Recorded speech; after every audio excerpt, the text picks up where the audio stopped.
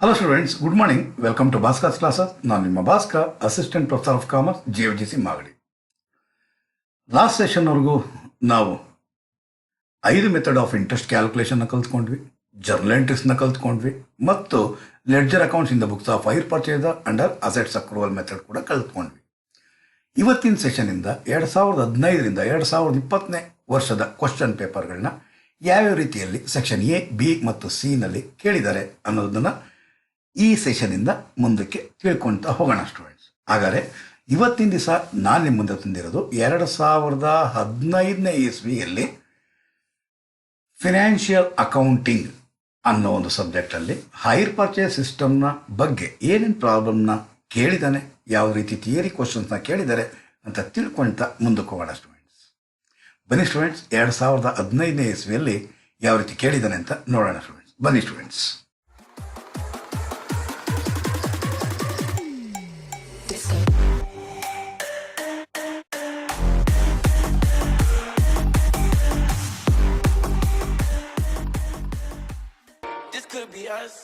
So back to what I was saying. Could be us.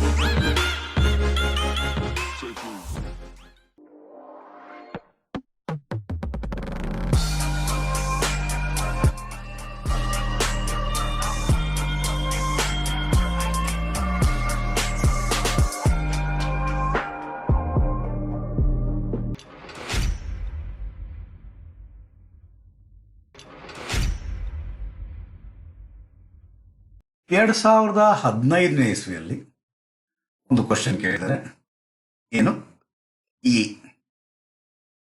Give the meaning of down payment. Down payment ಅಂದ್ರೂ ಒಂದೇ, initial payment ಅಂದ್ರೂ ಒಂದೇ, cash down payment ಅಂದ್ರೂ ಒಂದೇ student. ಏನು ಹಾಗಂದ್ರೆ ಅಂದ್ರೆ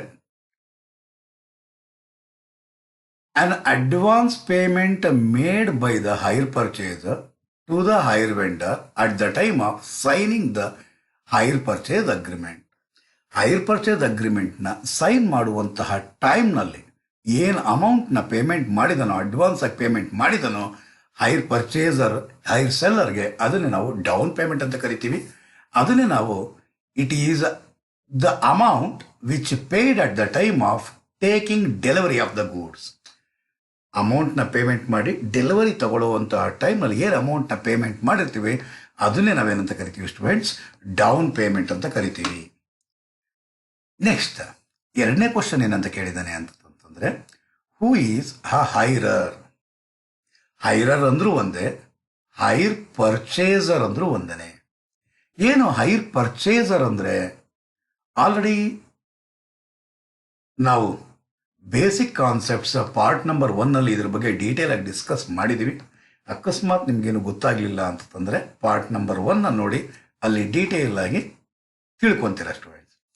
ಅ person who obtains the position of the asset from the owner under hire purchase agreement. ಅಥವಾ ಇನ್ನೊಂದು ರೀತಿಯಲ್ಲಿ ಯಾವ ರೀತಿ ಹೇಳ್ಬೋದು, a person who acquires position of the goods for the use with an option either to purchase or return after the use. ಇವನನ್ನೇ ನಾವೇನಂತ ಕರಿತೀರಾ, hire purchaser ಅಂತ ಕರಿತೀವಿ. ಸಿಂಪಲ್ ವರ್ಡ್ ಆಗಿ ಏನಂತ ಹೇಳಬೇಕು, possession of the asset purchaser ಇಂದ possession of the goods hire seller ಇಂದ ಹೈರ್ ಪರ್ಚೇಸರ್ಗೆ ಯಾರಿಗೆ ಟ್ರಾನ್ಸ್ಫರ್ ಆಗ್ತಿದೆಯೋ ಆ ವ್ಯಕ್ತಿನೇ ನಾವೇನಂತ ಕರಿತೀರಾ, ಹೈರ್ ಪರ್ಚೇಸರ್ ಅಂತ ಹೇಳ್ತೀವಿ ಸ್ಟೂಡೆಂಟ್ಸ್.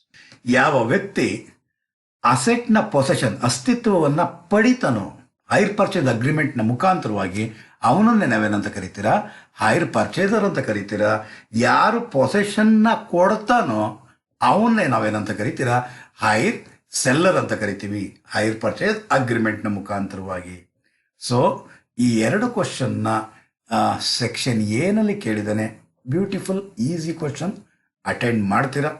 ಈ ಕ್ವಶನ್ನ ಮತ್ತೆ ಏನಾದ್ರು ರಿಪೀಟ್ ಮಾಡಿದ್ರ ಅಂದ್ರೆ ದೆನ್ ಸೆಕ್ಷನ್ ಬಿಗೆ ಹೋಗೋಣ ಸ್ಟೂಡೆಂಟ್ಸ್. ಸೆಕ್ಷನ್ ಬಿ ಏನಂತ ಹೇಳ್ತಾ ಇದೆ, ಕ್ಯಾಶ್ ಪ್ರೈಸ್ ಕೊಟ್ಟಿದ್ದಾನೆ. Calculate interest included in each instalment. ಪ್ರತಿ ಇನ್ಸ್ಟಾಲ್ಮೆಂಟಲ್ಲೂ ಎಷ್ಟೆಷ್ಟು ಇಂಟ್ರೆಸ್ಟ್ ಸೇರಿದೆ ಅಂತ ಕಂಡುಹಿಡಿಬೇಕಂತೆ. ಕ್ಯಾಶ್ ಪ್ರೈಸ್ 60,000 ಅಂತೆ, ಡೌನ್ ಪೇಮೆಂಟ್ 18,000, 3 ಇನ್ಸ್ಟಾಲ್ಮೆಂಟ್ ಅಂತೆ. ಈ ಪ್ರಾಬ್ಲಮ್ ಅಲ್ಲಿ ರೇಟ್ ಆಫ್ ಇಂಟ್ರೆಸ್ಟ್ ಕೊಟ್ಟಿಲ್ಲ ಸ್ಟೂಡೆಂಟ್ಸ್. ಹಾಗಾದ್ರೆ ಇದು ಎಷ್ಟನೇ ಮೆಥಡ್ ಆಗಿರುತ್ತೆ? Third method of interest calculation ಆಗಿರುತ್ತೆ. ಹಾಗಾದ್ರೆ ಇಲ್ಲಿ ಬರ್ಕೊಂಬಿಡೋಣ. ಕ್ಯಾಶ್ ಪ್ರೈಸ್ ಎಷ್ಟಂತೆ ಸ್ಟೂಡೆಂಟ್ಸ್? ಕ್ಯಾಶ್ ಪ್ರೈಸ್ ಇರೋದು 60,000 ಅಂತೆ. ದೆನ್ ಕ್ಯಾಶ್ ಪ್ರೈಸ್ ಆದ್ಮೇಲೆ ಇದನ್ನ ಬಾಕ್ಸ್ ಅಲ್ಲಿ ಹಾಕ್ಬಿಡೋಣ. ಓಕೆ. ದೆನ್ ಡೌನ್ ಪೇಮೆಂಟ್ ಎಷ್ಟಂತೆ? 18,000. ಓಕೆ. ಎಷ್ಟು ಇನ್ಸ್ಟಾಲ್ಮೆಂಟ್? 3 ಇನ್ಸ್ಟಾಲ್ಮೆಂಟ್. 1 2 3 3 ಇನ್ಸ್ಟಾಲ್ಮೆಂಟ್ ಅಂತೆ. ಮೊದಲನೇ ಇನ್ಸ್ಟಾಲ್ಮೆಂಟ್ ಎಷ್ಟಂತೆ? 24,000. ಎರಡನೇ ಇನ್ಸ್ಟಾಲ್ಮೆಂಟ್ 18,000. ಮೂರನೇ ಇನ್ಸ್ಟಾಲ್ಮೆಂಟ್ 12,000. ಟೋಟಲ್ ಆಗಿ ಎಷ್ಟು ಕೊಡ್ತೀರಾ ಅಂತ ನೋಡಿ ಸ್ಟೂಡೆಂಟ್ಸ್. ನೋಡೋಣ. 18,000 ಪ್ಲಸ್ 24,000 ಪ್ಲಸ್ 18,000 ಪ್ಲಸ್ 12,000 ಅಂದರೆ ಟೋಟಲ್ ಆಗಿ ಬರೋದು 72,000 ಆಗಿರುತ್ತೆ ಸ್ಟೂಡೆಂಟ್ಸ್. ಹಾಗಾದರೆ 60,000ಕ್ಕೆ ಬದಲಾಗಿ ಅವನು ಎಷ್ಟು ಕೊಡ್ತಾ ಇದ್ದಾನೆ? 72,000 ಕೊಡ್ತಾ ಇದ್ದಾನೆ. ರೇಟ್ ಆಫ್ ಇಂಟ್ರೆಸ್ಟ್ ಕೊಟ್ಟಿಲ್ಲ. ಹಾಗಾದರೆ ಇದೇನಾಗಿರುತ್ತೆ students? Third method of interest calculation ಆಗಿರುತ್ತೆ. Third method of interest calculation ಆಗಿರುತ್ತೆ. ನೀವು ಆ ವಿಡಿಯೋ ನೋಡಿಲ್ಲ ಅಂದರೆ ಫೋರ್ತ್ ಪಾರ್ಟ್ ನೋಡಿದ್ರ ಅಂದರೆ ಓಕೆ, ನೋಡಿಲ್ಲ ಅಂದರೆ ಆ ವಿಡಿಯೋ ನೋಡಿ. ಮಿನಿಮಮ್ 5 ಪ್ರಾಬ್ಲಮ್ ಆದರೂ ನಾನು ಸಾಲ್ವ್ ಮಾಡಿರ್ತೀನಿ. ಮತ್ತು ಈ ಪ್ರಾಬ್ಲಮ್ನಲ್ಲೂ ಕೂಡ ತಿಳ್ಕೊಳ್ಳಿ ಸ್ಟೂಡೆಂಟ್ಸ್ ಯಾವ ರೀತಿ ಮಾಡೋದು ಅಂತ. So third method of interest calculation ಆಗಿರುತ್ತೆ. ಆ ಮೆಥಡ್ನ ನಾವೇನಂತ ಕರಿತೀರಾ? ರೇಷಿಯೋ ಮೆಥಡ್ ಅಂತ ನಿಮ್ಮ ಅಂಡರ್ಸ್ಟ್ಯಾಂಡಿಂಗ್ಗೆ ಹೇಳ್ಕೊತೀವಿ ಸ್ಟೂಡೆಂಟ್ಸ್. ಸೊ ಪ್ರಾಬ್ಲಮಲ್ಲಿ ಫಸ್ಟ್ ಏನು ಮಾಡಬೇಕಾಗಿರುತ್ತೆ? ರೇಷಿಯೋ ಮೆಥಡ್ನ ಮುಖಾಂತರವಾಗಿ ಮಾಡೋಕೆ ಮುಂಚೆ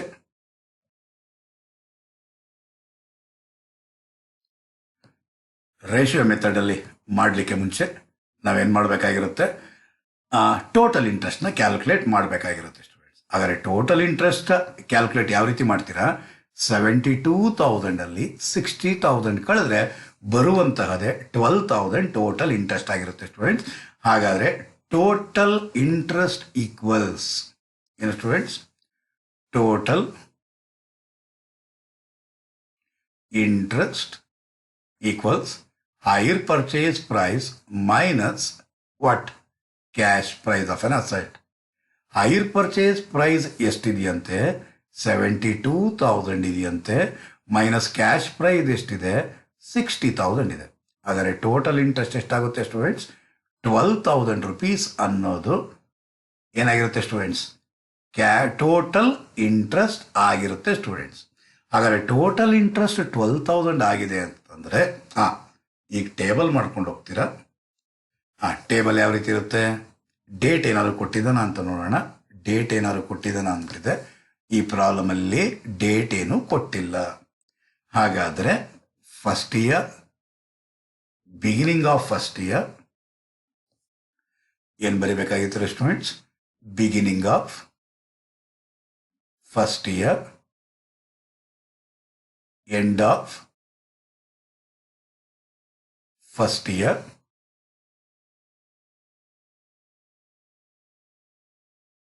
ಎಂಡ್ ಆಫ್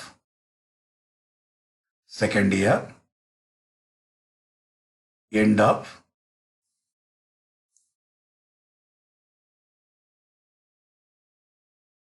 ಥರ್ಡ್ ಇಯರ್. ಹಾಗಾದರೆ ಡೌನ್ ಪೇಮೆಂಟ್ ಎಷ್ಟಂತ ಕೊಟ್ಟಿರೋದು? ಡೌನ್ ಪೇಮೆಂಟ್ ಕೊಟ್ಟಿರೋದು ಒಂದ್ಸಲಿ ನೋಡ್ಬಿಡೋಣ. ಡೌನ್ ಪೇಮೆಂಟ್ ಕೊಟ್ಟಿರೋದು 18,000. ಇನ್ಸ್ಟಾಲ್ಮೆಂಟ್ ಕಾಲಲ್ಲಿ ಮೇಲೆ 18,000, ಆಮೇಲೆ 24,000, 18,000, 12,000. ಸೊ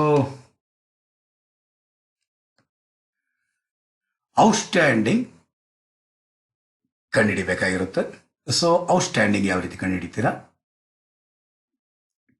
ಲಾಸ್ಟಿಂದ ಹೋಗೋದೊಂದು ರೀತಿ ಇರುತ್ತೆ, ಮೇಲಿಂದ ಬರೋದೊಂದು ರೀತಿ ಇರುತ್ತೆ. ನಾವು ಲಾಸ್ಟಿಂದ ಹೋಗೋಣ. 12,000. 12,000ಗೆ 18,000ನ ಕೂಡಿದ್ರೆ ಬರುವಂತಹದ್ದು 30,000. 30,000ಗೆ 24,000 ಕೂಡಿದ್ರೆ ಬರೋದು 54,000. 54,000ಗೆ 18,000ನ ಕೂಡಿದ್ರೆ ಅಂದರೆ 72,000. ಇಲ್ಲಿ ಗಮನಿಸಬೇಕಾಗಿರೋದು ಏನು ಸ್ಟೂಡೆಂಟ್ಸ್, ನೀವು ಗಮನಿಸಬೇಕಾಗಿರೋದು ನೀವು ಇಲ್ಲಿ ಏನು, ಬಿಗಿನಿಂಗ್ ಆಫ್ ದ ಇಯರ್ನಲ್ಲಿ ಏನು ಬರೋದಿಲ್ಲ, ಇಂಟ್ರೆಸ್ಟ್ ಪೇಮೆಂಟ್ ಮಾಡುವಂಥ ಅಗತ್ಯ ಇಲ್ಲ, ರೇಷಿಯೋ ಕಂಡುಹಿಡಿಯುವಂಥ ಅವಕಾಶನೂ ಇರೋದಿಲ್ಲ. ನೀವೇನು ಮಾಡಬೇಕು, ಇಲ್ಲಿ 3 zeros ಇದೆ, ಇಲ್ಲಿ 3 zeros ಇದೆ, ಇಲ್ಲಿ 3 zeros ಇದೆ, ಆ 3 zeros ಕ್ಯಾನ್ಸಲ್ ಮಾಡಿಬಿಡೋಣ ಸ್ಟೂಡೆಂಟ್ಸ್. ಹಾಗಾದ್ರೆ ಇನ್ನೇನು ಉಳಿಯುತ್ತಿನ್ನ 54 ಉಳಿಯುತ್ತೆ, 30 ಉಳಿಯುತ್ತೆ, 12 ಉಳಿಯುತ್ತೆ. ಜಾಸ್ತಿ ಡಿಸ್ಟರ್ಬ್ ಮಾಡೋದು ಬೇಡ ಸ್ಟೂಡೆಂಟ್ಸ್. ಸೊ ಇಷ್ಟನ್ನು ಟೋಟಲ್ ಮಾಡೋಣ. ಎಷ್ಟು? 54 ಪ್ಲಸ್ 30 ಪ್ಲಸ್ 12 ಅಂದರೆ ಬರುವಂತಹದ್ದು 96 ಆಗಿರುತ್ತೆ ಸ್ಟೂಡೆಂಟ್ಸ್. ಎಷ್ಟು ಸಾವಿರನ ಹಂಚಬೇಕಾಗಿರೋದು ಈಗ ಮೋಸ್ಟ್ ಇಂಪಾರ್ಟೆಂಟ್ ರೂಲ್, 12,000ನ ಹಂಚಬೇಕಾಗಿರೋದು 12,000 into 12,000 into 12,000 into divided by ನೀವೇನು ಮಾಡಬೇಕು, ಇದೇನಿದೆಯೋ ಅದು ನ್ಯೂಮರೇಟರ್ ಆಗಿರುತ್ತೆ 54, ಇದೇನಾಗಿರುತ್ತೋ ಅದು ನ್ಯೂಮರೇಟರ್ ಆಗಿರುತ್ತೆ 30, ಇದೇನಿದೆಯೋ ಅದು ನ್ಯೂಮರೇಟರ್ ಆಗಿರುತ್ತೆ 12 ಆಗಿರುತ್ತೆ ಸ್ಟೂಡೆಂಟ್ಸ್. ಈಗೇನು ಮಾಡಬೇಕು, ಟೋಟಲ್ ಏನಿರುತ್ತೆ ಎಲ್ಲ ಡಿನಾಮಿನೇಟರ್ನಲ್ಲಿ ಹಾಕ್ಬಿಡಿ. 96 96 96. ಏಕೆ ಏನು ಎತ್ತ ಅಂದ್ಬಿಟ್ಟಿದೆ, ಫೋರ್ತ್ ಪಾರ್ಟಲ್ಲಿ ಡೀಟೇಲ್ ಆಗಿ ಹೇಳಿದ್ದೀನಿ ಸ್ಟೂಡೆಂಟ್ಸ್. ಸೊ ಏನಾಗಿರುತ್ತೆ, 12,000 ಇಂಟು 54 ಡಿವೈಡ್ ಬೈ 96 ಅಂದರೆ ಬರೋದು 6,750. Next 12,000 into 30 divide by 96 3750. 12,000 into 12 divide by 96 ಅಂದರೆ ಬರೋದು 1,500 ಆಗಿರುತ್ತೆ. ಇಷ್ಟು ಟೋಟಲ್ ಮಾಡೋಣ. ಎಷ್ಟು ಬರಬೇಕಾಗಿರುತ್ತೆ ಸ್ಟೂಡೆಂಟ್ಸ್, 12,000 ಬರಬೇಕು. ಅಕಸ್ಮಾತ್ 1 ರೂಪಾಯಿ ಡಿಫ್ರೆನ್ಸ್ ಬಂದಿದೆ, ಎಲ್ಲೋ ತಪ್ಪು ಮಾಡಿದ್ದೀವಿ ಅಂದ್ಬಿಟ್ಟಿದೆ, ಎಲ್ಲ ರೌಂಡ್ ಫಿಗರ್ನ ನಾವು ಫ್ರ್ಯಾಕ್ಷನ್ನ ನಾವು ರೌಂಡ್ ಫಿಗರ್ಸ್ ಮಾಡೋದ್ರಲ್ಲಿ ಸಫಲರಾಗಿಲ್ಲ. ಸೊ ಅದನ್ನು ರೌಂಡ್ ಫಿಗರ್ ಮಾಡಬೇಕಾಗಿರುತ್ತೆ ಸ್ಟೂಡೆಂಟ್ಸ್. ಹಾಗಾದ್ರೆ ಈಗ 1,500 ಪ್ಲಸ್ 3,750 ಪ್ಲಸ್ 6,750 ಹಾಗಾದ್ರೆ ಬರೋದು 12,000 ಬಂದಿದೆ.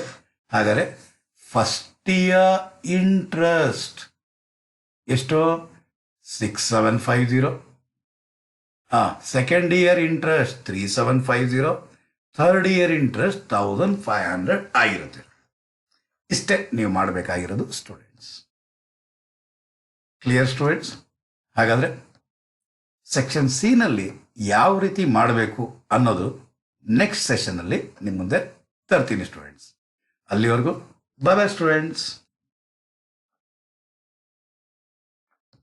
ಹಾಗಾದರೆ ಈ ವಿಡಿಯೋ ನಿಮಗೆ ಇಷ್ಟ ಆಗಿತ್ತು ಅಂದರೆ ಲೈಕ್ ಮಾಡಿ, ಕಾಮೆಂಟ್ ಮಾಡಿ ಮತ್ತು ಶೇರ್ ಮಾಡಿ ಸ್ಟೂಡೆಂಟ್ಸ್ ನಿಮ್ಮ ಫ್ರೆಂಡ್ಸ್ಗೆಲ್ಲನೂ ಕೂಡ.